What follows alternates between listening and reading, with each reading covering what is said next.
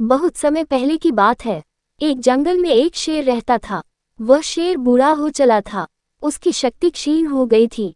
उसमें इतना बल शेष नहीं था कि जंगल में जाकर शिकार कर सके। इस स्थिति में उसके समक्ष भूखे मरने की नौबत आ गई थी। एक दिन अपनी गुफा में बैठा शेर सोचने लगा, शेर, यही हालत रही तो मेरी मौत तय है। मुझे कोई ना कोई उपाय सोचना होगा ताकि बैठे बिठाए ही भोजन की व्यवस्था हो जाए। उद्धरण चिन्ह। वह सोचने लगा और कुछ ही देर में उसे एक उपाय सूझ गया। एक कौए की मदद से उसने पूरे जंगल में अपने बीमार होने की खबर फैला दी। जंगल के राजा शेर के बीमार होने की खबर सुनकर जंगल के जानवर उसका हालचाल पूछने उसके पास पहुंचने लगे। शेर इसी ताक में था।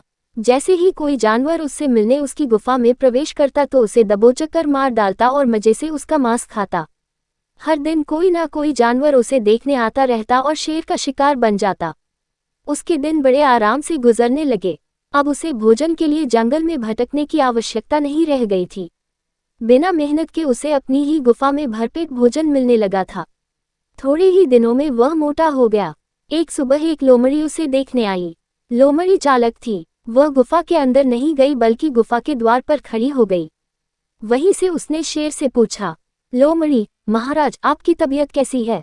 क्या अब आप अच्छा महसूस कर रहे हैं? उद्धरण चिन्ह। शेर, कौन हो मित्र? अंदर तो आओ। मैं बीमार बूढ़ा शेर बाहर तक तुमसे मिलने नहीं आ सकता। मेरी दृष्टि भी कमजोर है। मैं तुम्हें यहाँ से ठीक से देख भी नहीं सकता। आओ, मेरे पास आओ। मुझसे आखिरी बार मिल लो। मैं कुछ ही दिनों का मेहमान हूँ। उद्धरण चिन्ह। शेर ने फुसलाकर लोमड़ी को गुफा के अंदर बुलाने का प्रयत्न किया। शेर के बोलते समय लोमड़ी बड़े ही ध्यान से गुफा के आसपास का नजारा ले रही थी। शेर की बात खत्म होते ही वह बोली, लोमड़ी महाराज, मुझे क्षमा करें, मैं अंदर नहीं आ सकती। आपकी गुफा में अंदर जाते हुए जानवरों के पैरों के निशान तो है किंतु बाहर आते हुए नहीं है। इसका अर्थ मैं समझ गई हूँ। सब कुछ जानते हुए भी यदि मैं अंदर आ गई तो उन जानवरों की तरह मैं भी मारी जाऊंगी जिनके पैरों के ये निशान हैं। इसलिए मैं तो जा रही हूँ।